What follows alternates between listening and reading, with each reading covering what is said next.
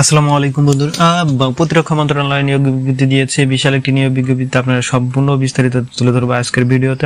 আমার ভিডিওগুলো যদি আপনার ভালো লাগে থাকে অবশ্যই লাইক কমেন্ট করবেন এবং আমার এই চ্যানেলটি সাবস্ক্রাইব করে দিবেন। সাবস্ক্রাইব করার মাধ্যমে এবং বেল আইকন ক্লিক করে পাশে থাকবেন। সব ধরনের বাংলাদেশের জব সার্কুলার নিয়োগ বিজ্ঞপ্তি আমি এই চ্যানেলে তুলে ধরি এবং সবকিছু বিস্তারিত কিভাবে অ্যাপ্লাই করবেন, কিভাবে আপনার নিয়োগ বিজ্ঞপ্তি পাবেন, সম্পূর্ণ ভিডিও থাকবে এই ধরনের চ্যানেলে। আপনারা পাশে থাকার জন্য ধন্যবাদ এবং সম্পূর্ণ ভিডিও দেখার অনুরোধ রইল। কিভাবে আবেদন করবেন, কিভাবে বিস্তারিত জানবেন, সম্পূর্ণ ভিডিও থাকবে আজকের এই ভিডিওতে। বন্ধুরা, যারা প্রতিরক্ষা মন্ত্রণালয়ে আবেদন করবেন তারা অবশ্যই ভিডিওটি দেখে নেবেন। গণপ্রজাতন্ত্রী বাংলাদেশ সরকার প্রতিরক্ষা মন্ত্রণালয়, শেরেবাংলা নগর, ঢাকা। প্রতিরক্ষা মন্ত্রণালয়ের আওতাধীন বাংলাদেশ বিমান বাহিনী সাংগঠনিক কাঠামো রাজস্ব খাতভুক্ত নিম্নমুক্ত পঞ্চম ও ষষ্ঠ গ্রেডের বেসামরিক শূন্য পদগুলোতে নিয়োগ বিজ্ঞপ্তি দিয়েছে।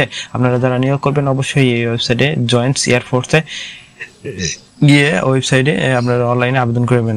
অনলাইন আবেদন ব্যতীত গ্রহণ করা হবে না। প্রথমেই পদ সংখ্যা দেওয়া হচ্ছে নির্বাহী প্রকৌশলী পদের সংখ্যা 4টি এবং যাদের বয়স 40-এর ঊর্ধ্ব তারা এখানে আবেদন করতে পারবেন। শিক্ষাগত যোগ্যতা অবশ্যই কোনো স্বীকৃত ইনস্টিটিউট ও বিশ্ববিদ্যালয় হতে ইলেকট্রিক্যাল ও ইলেকট্রনিক্স, মেকানিক্যাল, এয়ার স্পেস, এভিনোক্স, সিওস ও টেলিকমিউনিকেশন বিষয়ে স্নাতক ডিগ্রি থাকতে হবে। তবে মাধ্যমিক সার্টিফিকেট ও সমমানের পরীক্ষা উচ্চ মাধ্যমিক সার্টিফিকেট বা একম বিভাগে সিজিপিএ 5 থাকিতে হবে এবং সংশ্লিষ্ট ক্ষেত্রে 10 বছর অভিজ্ঞতা থাকতে হবে। এই পদে আপনার বেতন হবে 43,000 থেকে 69,850 পর্যন্ত, কারণ গ্রেডটা হচ্ছে 5।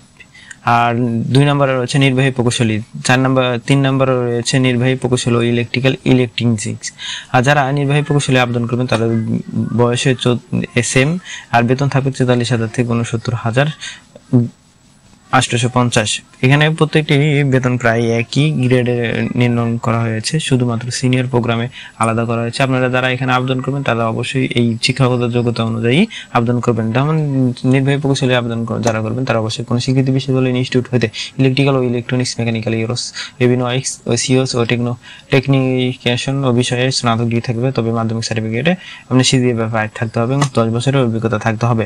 সিস্টেম অ্যানালাইসিসে যারা আবেদন করবেন তাদের বেতন সেম ক্যাটাগরি 40 বছর ঊর্ধ্ব থাকতে হবে।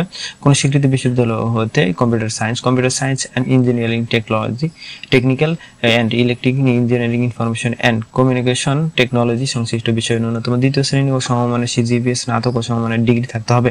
কোন সরকারি স্বায়ত্তশাসিত ও আধা স্বায়ত্তশাসিত সংবিধিত প্রতিষ্ঠানের সংশ্লিষ্ট সিস্টেম অ্যানালাইসিস ও প্রোগ্রামিং কম্পিউটার অপারেটর সুপারভাইজার হিসেবে ন্যূনতম 3 বছরের চাকরি থাকতে হবে এবং সংশ্লিষ্ট সেক্টরে স্বীকৃতি কোনো উদ্ভাবন বিশেষযোগ্য হিসেবে বিবেচিত হবে। যারা সিনিয়র প্রোগ্রামে আবেদন করবেন তাদের বেতনও সেম প্রোগ্রাম থাকবে এবং শিক্ষাগত যোগ্যতা একই থাকবে। আর যারা উপবিভাগীয় প্রকৌশলী আবেদন করবেন তারা বেতন 45,000 থেকে 67,000 পর্যন্ত থাকবে ষষ্ঠ গ্রেডের।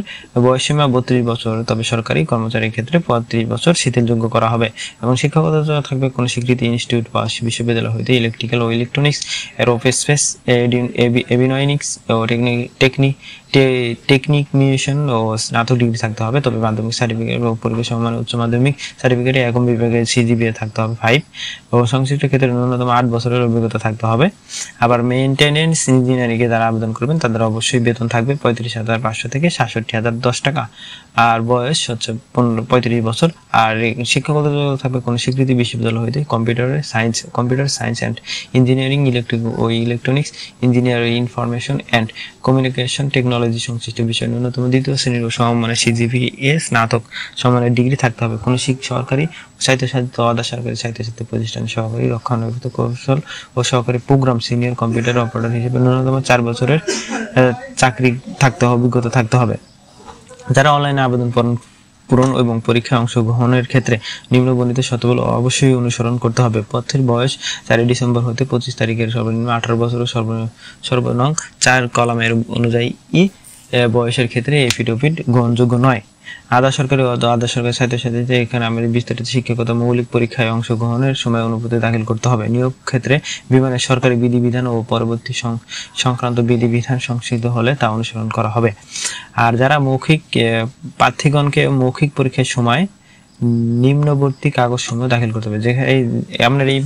যারা এখানে আবেদন করবেন তাদের অবশ্যই এই কাগজগুলো দাখিল করতে হবে, যেমন সকল শিক্ষাগত যোগ্যতা অভিজ্ঞতার ও সনদ মূল কপি থাকতে হবে, পূরণকৃত অ্যাপ্লিকেশন ফর্ম সহ প্রথম শ্রেণী গ্রেডের কর্মকর্তার কর্তৃক সহায়তা সকল সনদপত্র 1 কপি 1 সেট ও 3 কপি পাসপোর্ট সাইজের সহায়তা ছবি দাখিল করতে হবে। জেলার স্থায়ী বাসিন্দার প্রমাণ সহ হিসেবে ইউনিয়ন পরিষদের চেয়ারম্যান, ওয়ার্ড কাউন্সিলর, পৌর চেয়ারম্যান ও মেয়র, সিটি কর্পোরেশন মেয়র কর্তৃক প্রদত্ত সনদ থাকতে হবে। আবেদনকারী মুক্তিযোদ্ধা, শহীদ, বুদ্ধিজীবী ও বীরাঙ্গনার সন্তান হলে মুক্তিযুদ্ধ বিষয়ক কর্তৃক সনদপত্র দাখিল করতে হবে। বন্ধুরা, যারা আপনারা এখানে আবেদন করবেন তাদের অবশ্যই এই সব কাগজপত্র দাখিল করতে হবে এবং এখানে যারা আবেদন করবেন তারা অনলাইনের মাধ্যমে আবেদন করে নেবেন জয়েন্টস এয়ারফোর্স এন্ড cv.bf.mila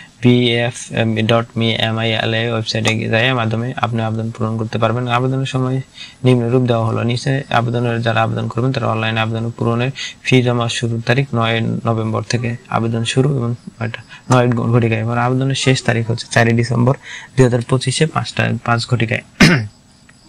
উক্ত বয়স সীমার মধ্যে আগ্রহী প্রার্থীগণকে যথাযথ অনলাইনের মাধ্যমে রেজিস্ট্রেশন করে মোবাইল নম্বর SMS এর মাধ্যমে অ্যাপ্লিকেশন আইডি পাসওয়ার্ড পাবেন এবং অ্যাপ্লিকেশন আইডি পাসওয়ার্ড এর মাধ্যমে পূরণকৃত চূড়ান্তভাবে নিরীক্ষণের পর সকল তথ্যের সঠিকভাবে নির্ভুলভাবে যাচাই করে সাবমিট করবেন এবং যাচাই করে সাবমিট করলে আপনার অ্যাডমিট কার্ড পাবেন এবং অ্যাডমিট কার্ডের জন্য অবশ্যই আপনাকে একটি অনলাইন ফি জমা দিতে হবে। অনলাইন ফি জমা দেওয়ার জন্য আপনাকে অবশ্যই এই যে জয়েন এয়ারফোর্সে অ্যাপ্লিকেশনে অনলাইন ফর্ম ক্লিক করে প্রয়োজনীয় কাগজপত্র পূরণ করে পরবর্তী নির্দেশনা অনুযায়ী রেজিস্ট্রেশন ফি বাবদ সকল পদের জন্য 200 টাকা করে, অনগ্রসর নাগরিকের জন্য 50 টাকা প্রদান করতে হবে।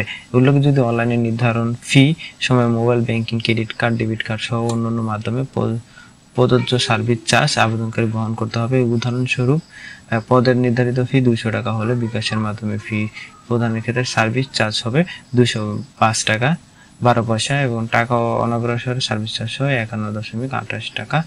আর এই কার্ড বা অন্য সার্ভিসের যারা আবেদন ভিন্ন হতে পারে, যারা কার্ডের মাধ্যমে আবেদন করে তারা নানা রকম চার্জ কাটতে পারে, এটা আলাদা করে দেখবেন। যারা অনলাইনে আবেদন প্রার্থী তার সাম্প্রতিক রঙিন ছবি 30 পিক্সেল থেকে 30 পিক্সেল থাকবে এবং স্বাক্ষর থাকবে 30 থেকে 80 পিক্সেল।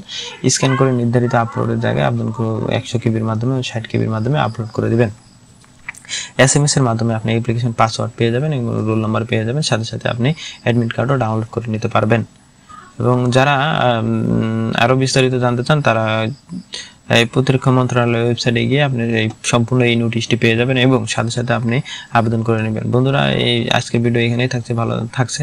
আসসালামু আলাইকুম রহমতুল্লাহ।